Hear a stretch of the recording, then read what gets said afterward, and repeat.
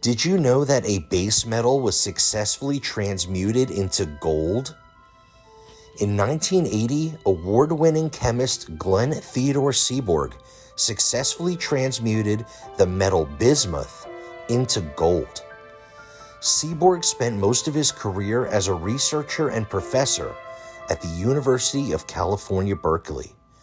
In the early 1940s, he contributed to the development of the Manhattan Project through his research of nuclear chemistry. And in 1951, he received the Nobel Peace Prize in Chemistry for discovering 10 transuranium chemical elements, which are short-lived elements with atomic numbers greater than uranium, including plutonium, americium, and einsteinium. His discoveries were so groundbreaking that another of these unstable elements, known as seaborgium, which was named after him at the time when he was still alive, which is not common practice. Glenn Seaborg used his extensive knowledge of nuclear chemistry and nuclear physics to conduct the first successful alchemical experiment in the history of humanity. He employed a particle accelerator to remove protons and neutrons from several thousand atoms of bismuth and managed to transmute them into atoms of gold.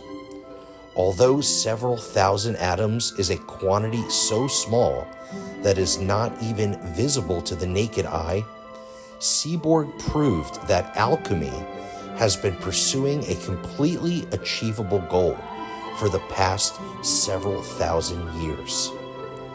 One might ask, if Seaborg managed to produce gold out of a non-precious metal, why aren't people using his revolutionary technique today to produce massive amounts of gold?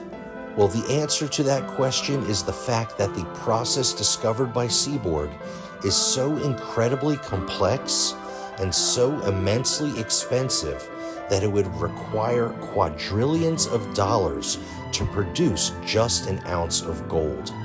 The process requires a particle accelerator, huge amounts of energy, and a lot of time. Therefore, Seaborg's technique will likely never be used to produce significant amounts of gold, as contemporary science has far more important projects that are not as expensive and time-consuming. Nonetheless, he was indeed the first person in history who managed to produce something very similar to the fabled Philosopher's Stone.